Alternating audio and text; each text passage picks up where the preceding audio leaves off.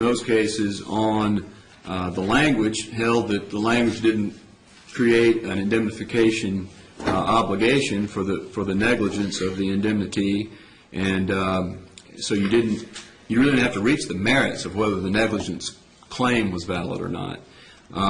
In our response, we cited another case that makes that point explicit. It's the McLean case, and I attached it to our response, which we filed last Friday.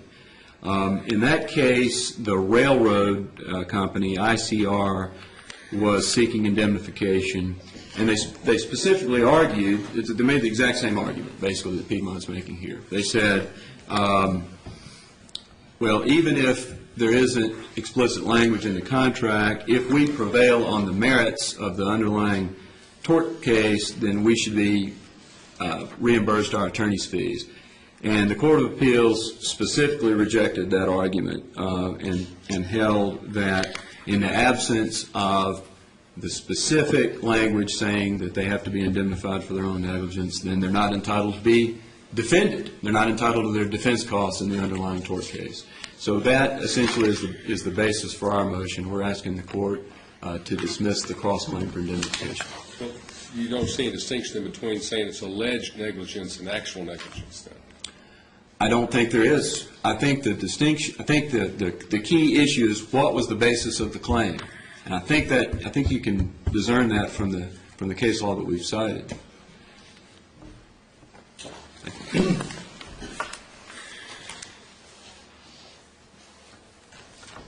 Doug Fisher for Piedmont, Your Honor. I believe that the most useful way to discuss these competing motions probably is to look at a few of the undisputed facts first that I will argue are determinative. I'll welcome any correction if I mistakenly say anything that is controverted. Volunteer was a contractor that performed some asphalt work for Piedmont under a special contract. Piedmont, Your Honor, and Nashville Gas Company are one and the same for purposes of this case. Under the contract with Piedmont, Volunteer installed some asphalt in front of a house that was occupied by Lily Vasquez, the plaintiff. Lily Vasquez claimed that she slipped and fell on the asphalt, which she said was installed by Nashville Gas and or Volunteer. She claimed the asphalt was constructed in a defective and dangerous manner, which caused her injuries.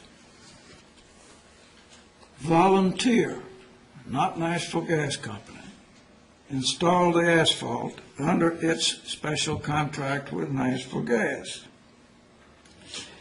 The special contract is an exhibit to the cross-claim, Your Honor, if Your Honor needs to look at it at some point. The special contract says that Volunteer will assume any and all risks, losses, damages arising out of or related to the work, and will indemnify and hold harmless the company, that's Piedmont, against any and all such risks, losses, and damages. The special contract also says that Volunteer agrees to protect, indemnify, and save Piedmont harmless against all claims and all causes of action of every kind and character arising in favor of third parties on account of or in any way incident to or in connection with or arising out of the work performed for Piedmont under the terms of the contract. As a result of her claim that she was injured when she slipped and fell on this asphalt that Volunteer installed, Lily Vasquez sued Piedmont Volunteer refused to defend Piedmont. Piedmont paid me $8,000 and some odd dollars in expenses and lawyer fees to defend the suit. None of those facts are controverted. Now, my argument for recovery under the contract is very simply that the action of Lily Vasquez is clearly related to the work. It is incident to the work. It's connected with the work. It arises out of the work performed by volunteer under the special contract. Now, nobody contends here today that either volunteer or that Piedmont was negligent. We have established by evidence that is cited in the statement of material facts that in fact Piedmont was not negligent and volunteer was not negligent. So this is not a question of who was negligent. It is agreed that neither volunteer nor Piedmont was negligent. So the argument of volunteer is, well, if the complaint says that Nashville Gas, Piedmont, was negligent and the contract does not provide that it is not intended to indemnify Piedmont for its negligence, then the contract is inadequate. The trouble with that argument, Your Honor, if you look at the first amended complaint, the first amended complaint never says that Piedmont was negligent. It doesn't claim that Piedmont was negligent or that Nashville Gas was negligent. What the complaint says, in effect, Lily Vasquez says, I don't know who was negligent. And the way she expresses it is it was Nashville Gas or volunteer. In other words, Lily Vasquez says, well, it was Nashville Gas. If it wasn't Nashville Gas, it was volunteer. It was one or the other or both. But she never says that Piedmont, Nashville Gas, was the negligent party. So the reason that the volunteer argument fails is that not only is it clear that Nashville Gas was not negligent, it is also clear that Lily Vasquez couldn't tell who was negligent and said she couldn't. It just said you or maybe both of them. There is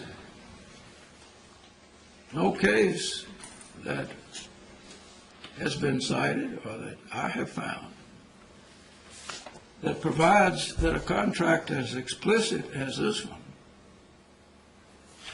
that says anything related to the work, you agree to indemnify.